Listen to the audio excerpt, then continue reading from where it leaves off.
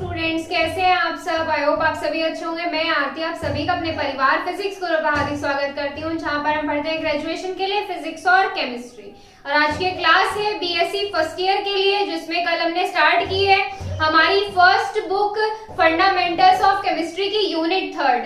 तो unit third में हम एक टॉपिक पढ़ चुके हैं इसमें, वो हमारा क्या था, शील्डिंग इफेक्ट या स्क्रीनिंग इफेक्ट। जो हम ये टॉपिक पढ़ा था हमने इफेक्टिव न्यूक्लियर चार्ज को समझने के लिए पढ़ा था। तो सबसे पहले हमने क्या देखा था कि न्यूक्लियर चार्ज क्या होता है, कि न्यूक्लियस के ऊपर जो आवेश होता है वही हमारा क्या कहलाता है, न्यूक्लियर चार्ज कहलाता है। और शील्डिंग इफेक्ट और स्क्रीनिंग इफेक्ट के बारे में भी हम इसमें कल डिस्कस कर चुके हैं।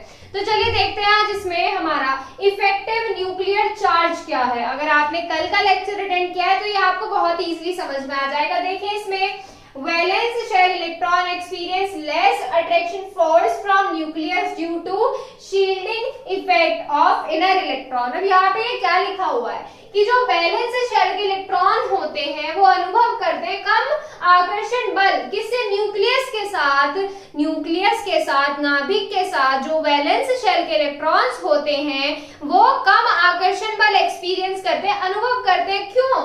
Due to shielding effect of inner electron. ये इनर इलेक्ट्रॉन के कारण, यानी कि न्यूक्लियस, नाभिक और हमारे आउटर शेल के इलेक्ट्रॉन के बीच में जो इलेक्ट्रॉन होते हैं, देखिए इस तरीके से समझिए। यहाँ पर हमारा क्या हो गया, न्यूक्लियस हो गया। ये क्या है, न्यूक्लियस है। और यहाँ पर क्या है, हमारे इलेक्ट्रॉन्स दिए हुए हैं।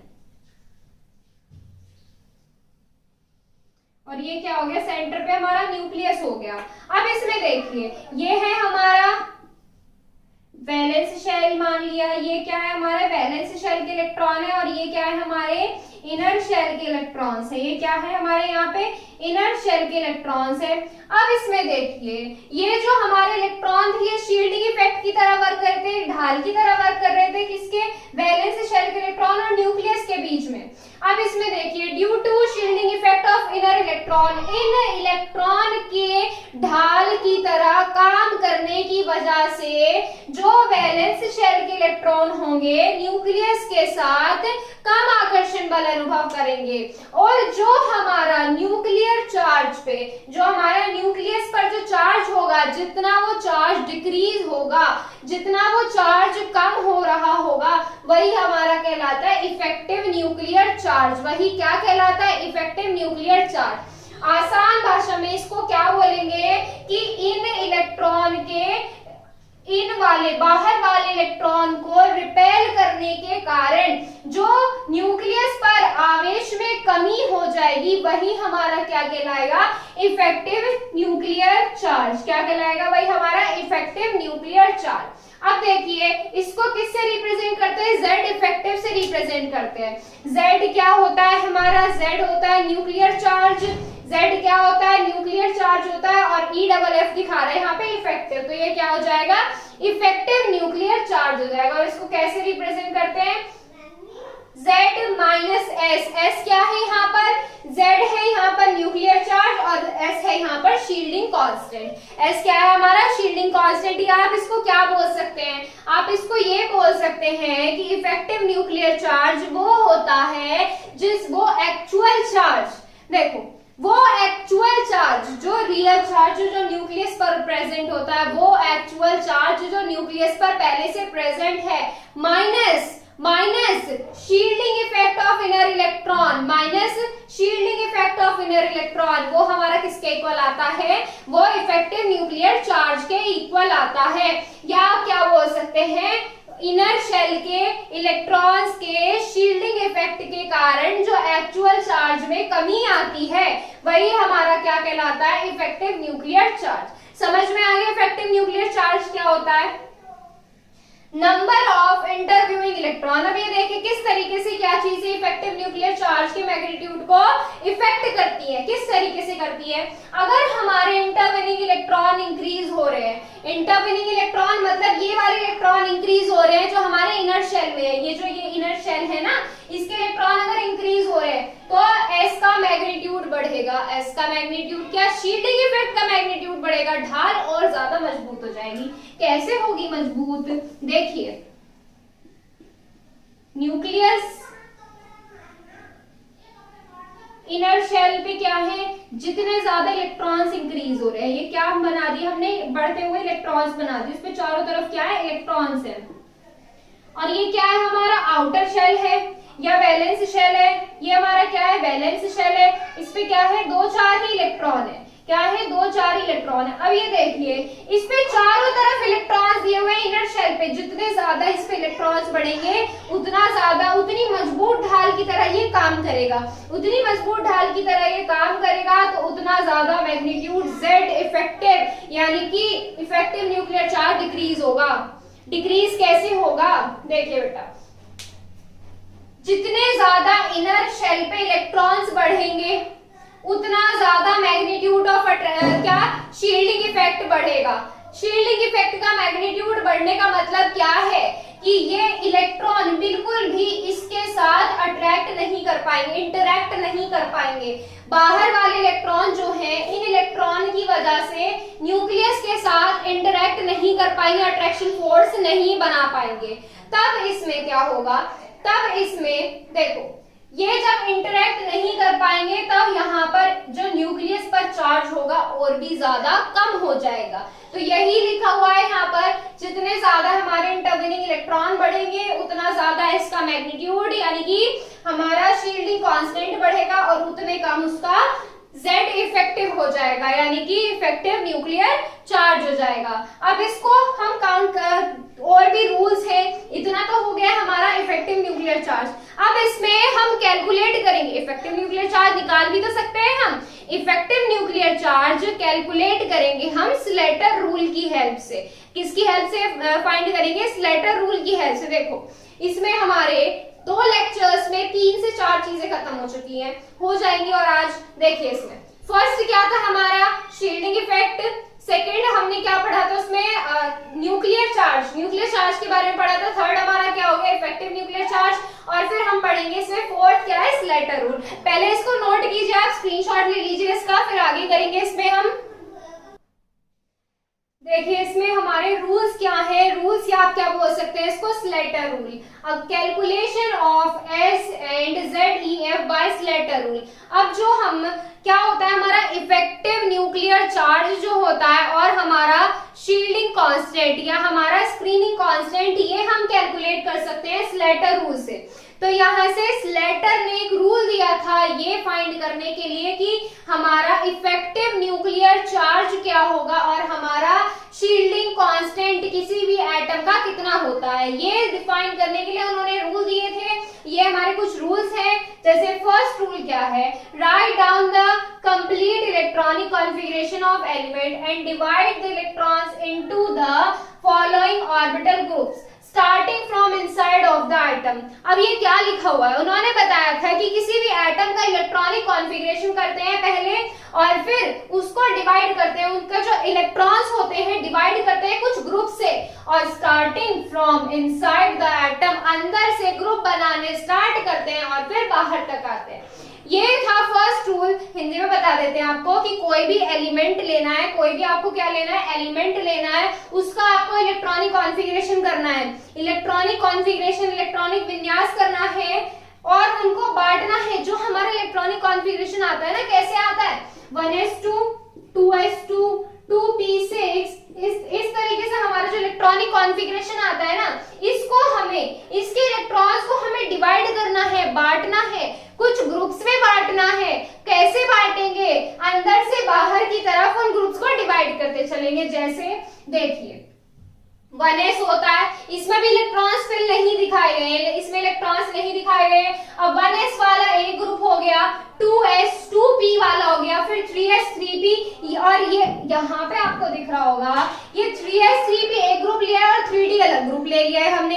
ये क्यों लिया है, जो हमारे S और P वाले जो सबशेल्स होते हैं इनकी एनर्जी अप्रोक्सीमेटली सेम होती है, नियरली सेम एनर्जी रिप्रेजेंट करते हैं, इसलिए इन दोनों को एक ग्रुप में ले लिया। फिर आ गया हमारा 3D वाला, फिर उसके बाद आ गया हमारा ग्रुप 4s 4p, फिर 4d आ गया और फिर हमारा क्या आ गया, अलग ग्रुप बन गया 4f। इसी तरीके से हमारे ग्रुप आगे बढ़ते चले जाएंगे। ग्रुप में डिवाइड करना आ गया, कैसे डिवाइड करेंगे, एग्जाम्पल करेंगे, तब आपको बिल्कुल क्लियर हो जाएगा। ये सेकंड रूल देखिए। अब इसमें इस तरीके से इलेक्ट्रॉनिक कॉन्फ़िगरेशन करके ग्रुप में डिवाइड करने के बाद क्या करना है, now select the electron for which the value of S is to be calculated. वो वाला इलेक्ट्रॉन सिलेक्ट करना है जिसके लिए हमें स्क्रीनिंग कांस्टेंट की वैल्यू निकालनी है। वो वाला इलेक्ट्रॉन पता करेंगे, वो वाला इलेक्ट्रॉन सिलेक्ट करेंगे जिसके लिए हमें जो हमारा क्या शील्डिंग इफेक्ट दिखाएगा। For calculation add up the contribution of S, S आएगा यहाँ पे, for other electron according to following rules. अब यहाँ पे इन्होंने बताया कि यहाँ पे कुछ रूल्स हैं जैसे हमारा एस का कितना कंट्रीब्यूशन है हमारे अदर इलेक्ट्रॉन्स में, दूसरे इलेक्ट्रॉन्स में, उनको हम क्या करते चलेंगे, ऐड करते चलेंगे, उनको जोड़ते चलेंगे। हमारा जो एस का कंट्रीब्यूशन है मतलब एस का कंट्रीब्यूशन मतलब कि हमारे किसी भी एलिमेंट के अंदर शील्डिंग इफेक्ट कितना दिखा रहा है वो कैलकुलेट करेंगे और उनको ऐड करते चलेंगे। कैलकुलेट करने के लिए उनको ऐड करते चलेंगे। देखो कौन कौन से रूल है, कैसे फाइंड करेंगे हम। All electrons in group outside the selected electron is equal to 0। अब यहाँ पर क्या दिया हुआ है ये देखो, ये हम क्या करेंगे, एग्जाम्पल करेंगे इसमें, तब आपको ये समझ में आ जाएगी। इसे पूरे को नोट कर लीजिए, मैं इसको यहाँ तक रफ कर दूंगी, मुझे इन वैल्यूज की जरूरत है, आगे एग्जाम्पल करेंगे तब इसमें आपको समझ में आ जाएगी। नोट कीजिए, इनको पूरा नोट कर लीजिए, स्क्रीनशॉट लीजिए इसका। देखिए अब इसमें आगे क्या है, इसमें एग्जाम्पल है, एग्जाम्पल करेंगे। लेकिन पहले मैं आपको एक चीज दिखा दूं, हमारे पास आपकी जो केमिस्ट्री की बुक है वो केमिस्ट्री की बुक हमारे पास आ चुकी है। ये फंडामेंटल्स ऑफ केमिस्ट्री है, देखिए ये है पूरी बुक, इतनी है। अब इसमें हम 2 यूनिट तो कर चुके हैं, इसमें आपको दिखा दूं, इसमें भी टोटल 8 यूनिट है। जो आपको पीडीएफ भेजी गई थी ना टेलीग्राम चैनल पे, उस पीडीएफ में भी आपको मिल जाएगा, आप मैच कर सकते हैं चाहे तो। ये देखिए इसमें 8 यूनिट्स दी हुई है। फर्स्ट 2 यूनिट्स हम कंप्लीट कर चुके हैं, 3rd यूनिट हमारी इसमें चल रही है और ये हमारी कितनी बच जाती है, फिर उसके बाद 5 यूनिट बच जाती है, तो ये जल्दी हो जाएगी आपकी बुक कंप्लीट। तो देखिए इसमें हमारी कौन सी है, यूनिट 3 है, ये यूनिट 3 है। ये दिए हुए आपके टॉपिक्स दिए हुए हैं, ये रहे, ये इफेक्टिव न्यूक्लियर चार्ज है। कुछ भी आपको सिलेबस से आउट नहीं पढ़ाया जाएगा, सब कुछ सिलेबस में जितने भी आपके टॉपिक्स दिए हुए हैं ना इस बुक में सारे कवर हो जाएंगे आपके। चलिए इसमें आगे करते हैं हमारे एग्जांपल्स। एग्जांपल देखिए इसमें, अब हमें क्या करना है, अब हमें इसमें एक क्या लेना है, कोई भी एलिमेंट ले लीजिए और उस एलिमेंट का पहले इलेक्ट्रॉनिक कॉन्फ़िगरेशन करेंगे, उसको ग्रुप में डिवाइड करेंगे और फिर उसके आगे इसको सॉल्व करेंगे। देखिए इसमें क्या एलिमेंट लेंगे हम, 26 Fe ले लिया,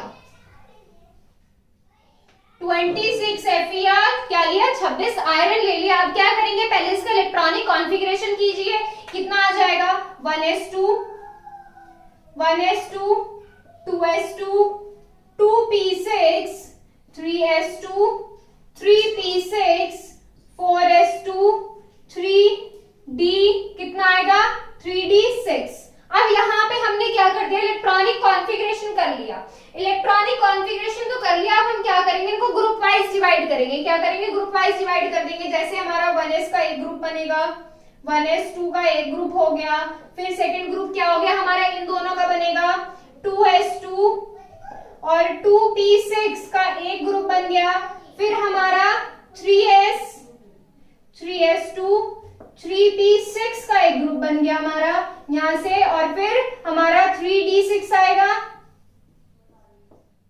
3d6 आएगा और फिर हमारा 4s2 का ग्रुप बनेगा। ये हमने क्या कर लिया, यहाँ से ग्रुप बना लिए। अब हमें क्या करना है, एक कोई भी इलेक्ट्रॉन सिलेक्ट कर लेना है जिसके लिए हमें s की वैल्यू फाइंड करेंगे, जिसके लिए हम s की वैल्यू फाइंड करके फिर उसको फॉर्मूले में रख देंगे। कौन सा फॉर्मूला, हमारा इफेक्टिव न्यूक्लियर चार्ज वाला फॉर्मूला। तो देखिए इसमें पहले हम क्या करेंगे, इस वाले इलेक्ट्रॉन के लिए निकाल लेते हैं 4s इलेक्ट्रॉन, 4s इलेक्ट्रॉन, इस इलेक्ट्रॉन के लिए निकालेंगे। अब देखो इसमें फर्स्ट पॉइंट क्या दिया हुआ, all electron in groups outside the selected electron. अब ये क्या बोल रहा है कि हमने कौन सा इलेक्ट्रॉन सिलेक्ट किया, हमने ये वाला सिलेक्ट किया। अब इसके आगे जितने भी इलेक्ट्रॉन्स होंगे ना उसकी वैल्यू हमें क्या रखनी है, 0 रखनी है। यहाँ पे देखिए 4s दिया हुआ है, 4s से आगे नहीं है तो इसको ऐसे ही छोड़ देंगे। यहाँ पे कितना आ जाएगा, फिर भी वो 0 ही आना था। अब क्या करेंगे, ऐड करेंगे। क्या ऐड करेंगे, नेक्स्ट पॉइंट पर देखेंगे। पहले all electron belongs to same group of selected electron. अब ये क्या पूछ रहा है, इन्होंने बोला है इसमें कि हमारे जितने भी इलेक्ट्रॉन होते हैं सेम ग्रुप में बिलोंग करेंगे, वो हमारे लिखे जाएंगे और उनकी वैल्यू कितनी आएगी, उनकी वैल्यू आएगी 0.35। कितनी आएगी, 0.35। देखो फॉरेस्ट सिलेक्ट किया है, एक इलेक्ट्रॉन के लिए तो निकालेंगे एक बार के में हम, लेकिन यहाँ पर कितने, एक और इलेक्ट्रॉन है। कितने, एक और इलेक्ट्रॉन है, तो 1 इलेक्ट्रॉन के लिए, इस वाले के लिए इसकी वैल्यू कितनी हो जाएगी, 0.35। कितनी हो जाएगी, यहाँ से 0.35 इंटू 1। अब यहाँ पर ये क्या लिखा हुआ है, ये जो ब्रैकेट में इतनी सी छोटी सी लाइन लिखी हुई है, ये क्या है बेटा, अगर हम इस वाले इलेक्ट्रॉन के लिए निकालते हैं ना, इस वाले इलेक्ट्रॉन के लिए इसकी वैल्यू हो जाएगी 0.35 दी हुई है ना यहाँ पे। अगर हम इस वाले इलेक्ट्रॉन के लिए निकालेंगे ना, जैसे 4s1 के लिए निकालेंगे, लेकिन यहाँ पर 1 प्रेजेंट है, तो यहाँ पे इस वाले इलेक्ट्रॉन के लिए यहाँ पे हो जाएगा 0.30। कितना हो जाएगा, 0.30। चलिए पहले इसके बारे में करते हैं। ये हो गया हमारा सेकेंड पॉइंट हो गया। थर्ड पॉइंट देखिए, all electrons in shell enter immediately inside. अब ये क्या बोल रहा है, हमारा जो इलेक्ट्रॉन हमने सिलेक्ट किया है उसके जस्ट अंदर वाला जो ग्रुप है, उस वाले ग्रुप के इलेक्ट्रॉन्स के लिए वैल्यू हमें ये रखनी है। अब इसके जस्ट अंदर वाला ग्रुप बताइए देखकर कौन सा दिया हुआ है, हमारे इसके जस्ट अंदर वाला ग्रुप कौन सा दिया है, देखकर बताइए। इसमें 4s के लिए शेल आएंगे, इसमें ग्रुप देखिए, इसमें जो ग्रुप है, अब ये हमारा आउटर इलेक्ट्रॉन, तो हमने जो सिलेक्ट करना है, जिसके लिए हमें s की वैल्यू फाइंड करनी है, वो तो है हमारा ये वाला। अब इसमें देखना है हमें एक group, all electrons in shell, जितने भी इलेक्ट्रॉन्स हो इमीडिएटली इनसाइड, उसके जस्ट अंदर वाले। अब देखिए जस्ट अंदर वाला ये दिख रहा होगा आपको 3d6, क्या आ रहा है इसमें 3d6 आ रहा है, लेकिन बेटा इसमें जो लाते हैं, इसमें sp तक के लिए वैल्यू फाइंड करते हैं। कहां के लिए वैल्यू फाइंड करते हैं, sp तक के लिए। तो इसमें क्या हो जाएगा 0.85 इंटू, इसमें इलेक्ट्रॉन इन दोनों के काउंट होंगे, इन दोनों ग्रुप्स के काउंट होंगे, क्योंकि ये जो हम वैल्यू फाइंड करते हैं ना, इसकी जो वैल्यू फाइंड करते हैं, ये हम sp ग्रुप तक के लिए फाइंड करते हैं।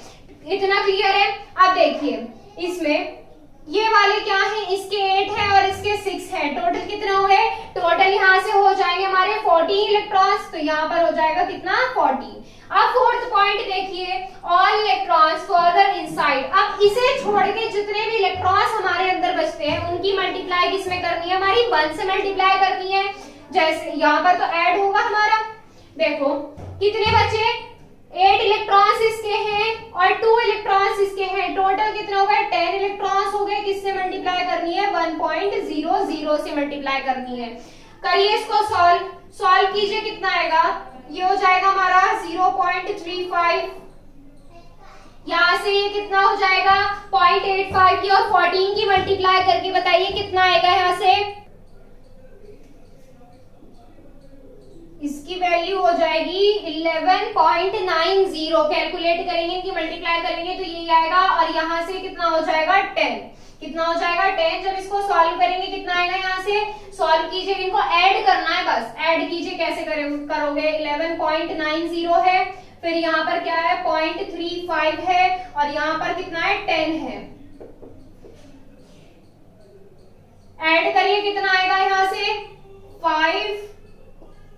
22.25, कितना आएगा 22.25, यानी कि यहाँ से s की वैल्यू कितनी आ गई, यहाँ से ये s की वैल्यू आ गई यहाँ से 22.25, और यहाँ से ZEF निकाल सकते हैं आप। Z इफेक्टिव कितना आएगा, Z माइनस 22.25 कितना आएगा, सॉल्व कीजिए, Z माइनस है, Z क्या होता है हमारे एटॉमिक नंबर के इक्वल होता है। एटॉमिक नंबर कितना है 26 है, माइनस करना है 22.25, और यहाँ से आ जाएगी आपके इफेक्टिव न्यूक्लियर चार्ज की वैल्यू। सॉल्व कीजिए, कितना आएगा, ये आ गई आपकी 3.75। क्लियर है इतना? ऐसे ही आप किसी भी इलेक्ट्रॉन के लिए फाइंड कर सकते हैं। अगर इसमें कोई भी डाउट है, नहीं समझ में आ रहा है, तो नेक्स्ट सेशन में सॉल्व कर देंगे इसमें। अब इसमें रह जाती हैं आपकी एप्लीकेशंस। किस स्लेटर रूल की एप्लीकेशन मैं आपको दिखा देती हूँ। एप्लीकेशंस इसमें दी हुई है, ये देखिए इसमें यहाँ पे दी हुई है आपकी एप्लीकेशंस ऑफ स्लेटर रूल। ये देखिए यहाँ पे दिया हुआ है ये। तो यहाँ से एप्लीकेशंस रह जाती है जो इसकी, वो भी करेंगे। पहले आप इसको नोट कीजिए, स्क्रीनशॉट लीजिए इसका। देखिए इसमें एप्लीकेशन क्या दी हुई है। फर्स्ट क्या दिया हुआ है, 4s orbital is filled before 3d orbital. अब ये बोल रहा है कि 4s का ऑर्बिटल जो होता है 3d से पहले फिल होता है। जैसे हमने 21sc के लिए किया है, 21sc के लिए जब आप करते हैं तो कितना आता है, 1s2, 2s2, 2p6, 3s2, 3p6, 4s2, 3d1। इस तरीके से आता है हमारा कॉन्फ़िगरेशन। अब इसमें 4s वाले में पहले इलेक्ट्रॉन फिल क्यों है, 3d वाले में क्यों नहीं हुए? क्योंकि इसका जो 4s के इलेक्ट्रॉन जो होते हैं वो ज्यादा इफेक्टिव न्यूक्लियर चार्ज एक्सपीरियंस करते हैं 3d के अकॉर्डिंग। कैसे फाइंड करेंगे आप इसमें? अब इसमें देखो एक चीज करना है, इसमें 4s के इलेक्ट्रॉन्स के लिए आप क्या निकाल लेंगे, z इफेक्टिव निकालना आ गया तो निकाल सकते हैं। 4s के इलेक्ट्रॉन के लिए z इफेक्टिव निकालिएगा और 3d के इलेक्ट्रॉन्स के लिए z इफेक्टिव की वैल्यू निकालिएगा। 4s की वैल्यू जिसमें हमारे इलेक्ट्रॉन्स z इफेक्टिव की वैल्यू ज्यादा होगी उसमें इलेक्ट्रॉन्स पहले फिल होंगे। क्या होंगे? उसमें इलेक्ट्रॉन्स पहले फिल होंगे। ठीक है, फर्स्ट पॉइंट क्लियर है। देखिए second point, the successive ionization energy of an atom. अब ये बोल रहा है कि आयोनाइजेशन एनर्जी जो होती है किसी एटम की, उसका ऑर्डर ये होता है, यानी कि फर्स्ट आईपी की वैल्यू हमेशा सेकंड आईपी से कम होती है। कैसे कम होती है इसको भी समझिए। एग्जांपल ले लेते हैं, 13 एल्यूमिनियम ले लेते हैं, बेस्ट एग्जांपल है ये इसके लिए। देखो 13 एल्यूमिनियम के लिए इलेक्ट्रॉनिक कॉन्फ़िगरेशन करो, कितना आएगा, 1s2, 2s2, 2p6, 3s1। 3s1 तक आ गया। अब इसमें क्या करोगे, फर्स्ट आयोनाइजेशन पोटेंशियल निकाल लो, first IP value, first IP IE value, ionisation energy IE value किसके लिए निकालोगे, इस वाले इलेक्ट्रॉन के लिए first IP value IE value निकलेगी, आयोनाइजेशन एनर्जी की वैल्यू निकलेगी। सेकंड आयोनाइजेशन एनर्जी किसके लिए निकालोगे, इस वाले के लिए। थर्ड आयोनाइजेशन एनर्जी इस वाले के लिए निकालोगे। आयोनाइजेशन एनर्जी निकालने का मतलब क्या है, आपको Z इफेक्टिव की वैल्यू निकालनी है।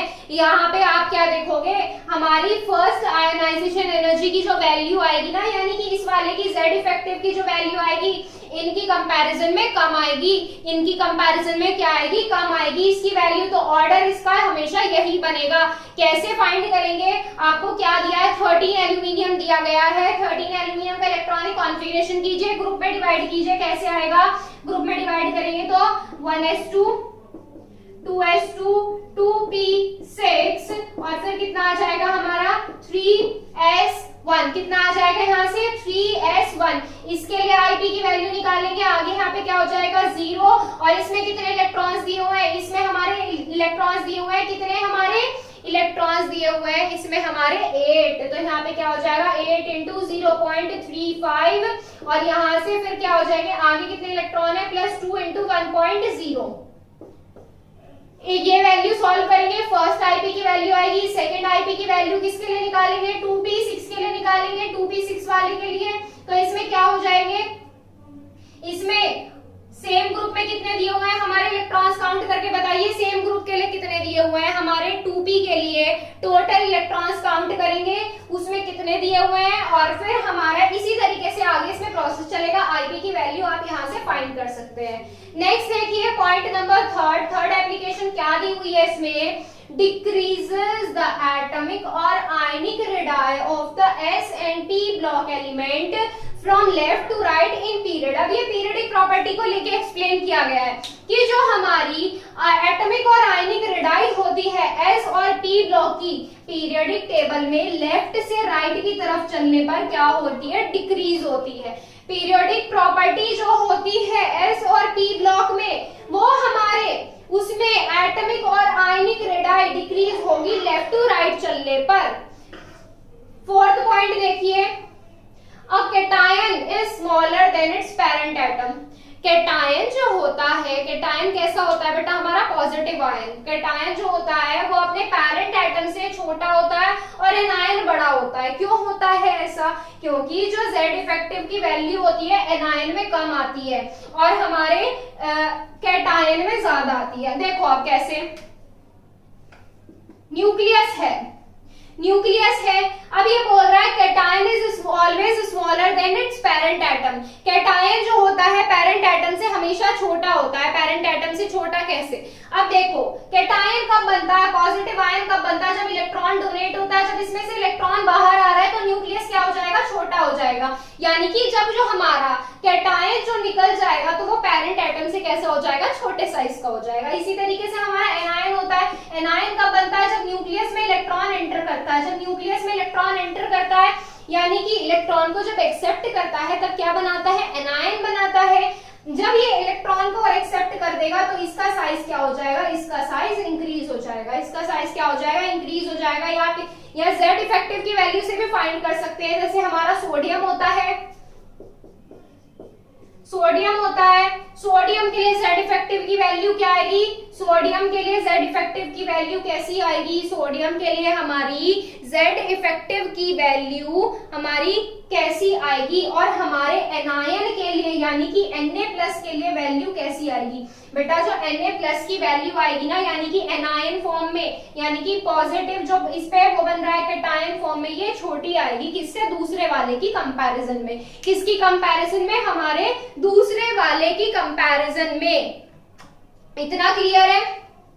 यहाँ पे खत्म होती है हमारी इसकी applications, Slater rule, effective nuclear charge, और यहाँ पे शील्डिंग और स्क्रीनिंग इफेक्ट खत्म होता है। अगर कोई भी डाउट है तो इंस्टाग्राम पर क्लियर कर सकते हैं। इंस्टाग्राम आईडी है physics_guru_india और टेलीग्राम चैनल ज्वाइन करने के लिए प्ले स्टोर से टेलीग्राम इंस्टॉल करना है और आपको सर्च करना है फिजिक्स गुरु इंडिया और वहां से आप ज्वाइन हो सकते हैं। आज के लिए बस इतना ही, कल आपसे मिलेंगे नए टॉपिक के साथ। Thank you so much.